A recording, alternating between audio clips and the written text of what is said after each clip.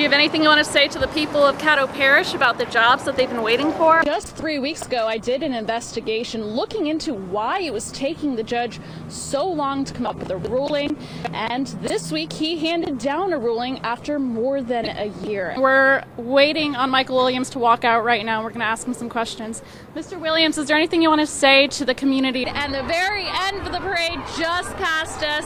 I don't know if we can swing around. It might be a little hard. Let's see if our photographer, Fred Gamble, can show you a glimpse of the very end of the parade. The water company leaders say there's a perfectly good explanation why the water looks like this. Over on the other side of the road, I'll show you, we heard some crackling noises. The jagged edges here shows that it was snapped right off of the tree. You can just look and see there's a home right across the street. Walking up these steps and going through these doors to answer in front of a judge. Down the drain, causing sewer issues. As you can see right here, it's still a pretty active scene. And the redevelopment districts aren't the only thing that came out of the lawsuit.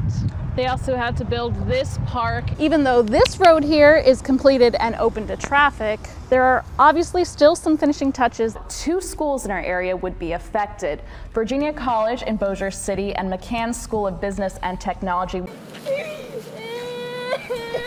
It's been a difficult and emotional few weeks for students and teachers at Central Park Elementary. Every girl that you ask will say that Caitlin was their best friend. 3rd grader Caitlin Mills, known by her nickname Ladybug, died after having complications with the flu. The loss has been devastating for everyone who knew her. Well, we talked about trying to be strong for them, but then we also decided that it's okay if they see us cry, because it's all part of it. Many of Caitlin's classmates had tears in their eyes, but Caitlin's mom says her daughter wouldn't want her friends and family to be sad. You got to keep going. You got to keep living. And now you just have even more of a reason for your purpose, so you can be where she is one day. In 2016, Caddo Parish commissioners traveled thousands of miles to South Africa, California, Washington, D.C., San Antonio, and more, all the while charging taxpayers for their airfare, hotels, meals, and conference registrations. The total? 8 out of 12 commissioners racked up a $38,000 bill in 2016, and those commissioners on those trips say they traveled in the name of bettering the parish. Commissioners become more conscious of traveling, where they're traveling, and who's going to say something, and whether or not it's going to get some backlash and that sort of thing.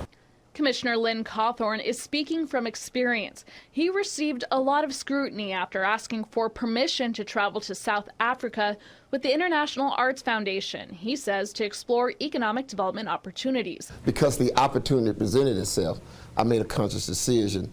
Lynn, what do you think is better bang for the buck? To go to the NACO conference along with everyone else, or the South Africa trip? I chose the South Africa trip. The commission voted to cut Cawthorn a $2,500 check in advance to pay for half the trip. He paid for the other half out of his own pocket. Do you feel like the taxpayer investment of the $2,500 will pay off, or is it currently paying off? Absolutely, without a doubt in my mind. We're only talking $2,500. While Cawthorn used travel fund money to travel the furthest distance from the parish, former Commissioner Ken Epperson, who recently resigned, did the opposite. He used public dollars to go the shortest distance, using travel fund money when he wasn't even out of town.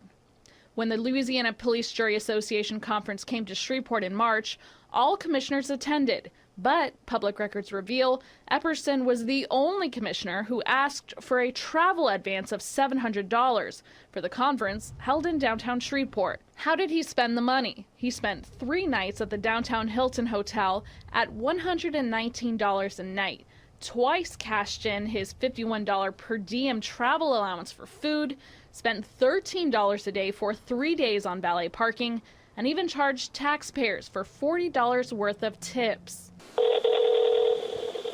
We called Epperson to ask him about his spending. And how far of a drive is it from your house to the hotel? I have no idea. But a quick map search reveals Epperson lives 13.5 miles from the hotel. But he says because he was on the executive committee of the association, he needed the convenience of the hotel room.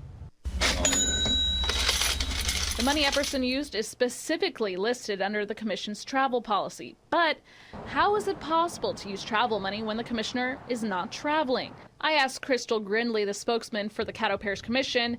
She says the policy allows for the specific events listed within the travel policy. We're only 1 month into 2017, and already this year, commissioners have spent nearly $2,000 on travel. In Caddo Parish, Victoria Shirley, KSLA News 12. This is basically where I sew and do all my crafts. 8-year-old Taylor Henry has a big heart and was sad to learn of the flooding in South Louisiana. I'm really sorry for them. She is thinking of how the flood victims must be feeling. I think they're feeling very hopeless and just praying for God, what do I do?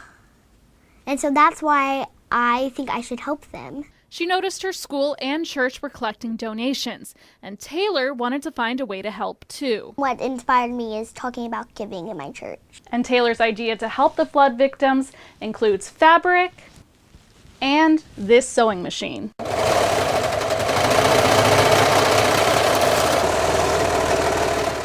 With her foot on the sewing machine pedal and her hands steady on the machine, she has stitched dozens of tissue holders to sell and raise money for flood victims. I'm charging $5. I know that's a lot, but it comes with Kleenexes. But Taylor is quick to tell me she's not alone in the effort. My grandmother, she folds them in place and cuts them. Then she just hands them to me. It's done, and then I hand it to my mom. She usually flips it inside out. And then usually my brother can stuff them with Kleenexes. The response has been overwhelming, with more than 100 orders so far. I just expected maybe 10, 15 people may buy one. I didn't think it would go like this. Taylor's mom, Julia, says some have called Taylor inspiring. To hear that about your 8-year-old, I mean, it just brings tears to your eyes. And my goal is to get $1,000 because I think that would make a really big difference. She hopes to reach her goal by Sunday. In Bossier City, Victoria Shirley, KSLA News 12.